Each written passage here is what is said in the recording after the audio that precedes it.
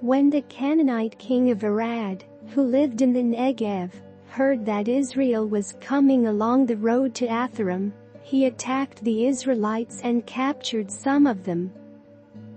Then Israel made this vow to the Lord: "If you will deliver these people into our hands, we will totally destroy their cities." The Lord listened to Israel's plea and gave the Canaanites over to them. They completely destroyed them and their towns, so the place was named Hormah. They traveled from Mount Hor along the route to the Red Sea, to go around Edom. But the people grew impatient on the way. They spoke against God and against Moses, and said, "Why have you brought us up out of Egypt to die in the wilderness? There is no bread. There is no water. And we detest this miserable food." Then the Lord sent venomous snakes among them. They bit the people, and many Israelites died. The people came to Moses and said, "We sinned when we spoke against the Lord and against you. Pray that the Lord will take the snakes away from us." So Moses prayed for the people. The Lord said to Moses, "Make a snake and put it up on a pole. Anyone who is bitten can look at it and live."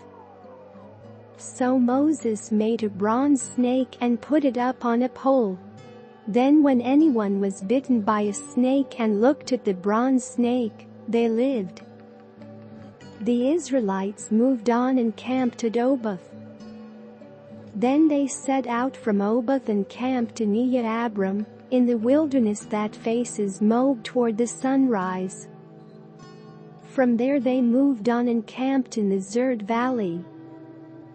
They set out from there and camped alongside the Arnon, which is in the wilderness extending into Amorite territory. The Arnon is the border of Moab, between Moab and the Amorites. That is why the book of the wars of the Lord says, Zahab and Suphah and the ravines, the Arnon, and the slopes of the ravines that lead to the settlement of Ar, and lie along the border of Moab. From there they continued on to Beer, the well where the Lord said to Moses, "Gather the people together, and I will give them water." Then Israel sang this song: "Spring up, O well! Sing about it. About the well that the princes dug, that the nobles of the people sank the nobles with scepters and staffs." Then they went from the wilderness to Mattanah, from Mattanah to Nahaliel, from Nahaliel to Bamoth, and from Bamoth to the valley in Moab where the top of Pisgah overlooks the wasteland. Israel sent messengers to say to Sihon king of the Amorites, "Let us pass through your country. We will not turn aside into any field or vineyard, or drink water from any well. We will travel along the king's highway until we have passed through your territory." But Sihon would not let Israel pass through his territory. He mustered his entire army and marched out into the wilderness against Israel. When he reached Jahaz, he fought with Israel. Israel, however, put him to the sword and took over his land from the Arnon to the Jabbok, but only as far as the Ammonites, because their border was fortified. Israel captured all the cities of the Amorites and occupied them, including Heshbon and all its surrounding settlements. Heshbon was the city of Sihon king of the Amorites, who had fought against the former king of Moab, and had taken from him all his land as far as the Arnon. That is why the poets say, "Come to Heshbon and let it be rebuilt, let Sihon's city be restored." Fire went out from Heshbon, a blaze from the city of Sihon. It consumed Ar of Moab, the citizens of Arnon's heights.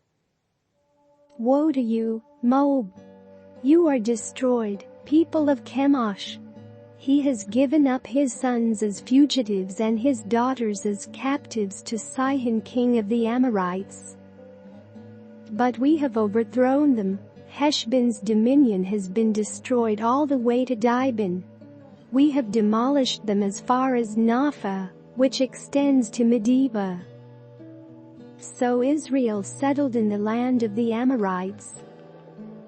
After Moses had sent spies to Jazer, the Israelites captured its surrounding settlements and drove out the Amorites who were there.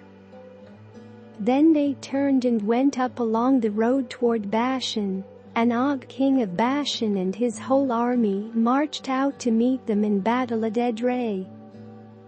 The Lord said to Moses, "Do not be afraid of him, for I have delivered him into your hands, along with his whole army and his land. Do to him what you did to Sihon king of the Amorites, who reigned in Heshbon." So they struck him down, together with his sons and his whole army, leaving them no survivors. And they took possession of his land.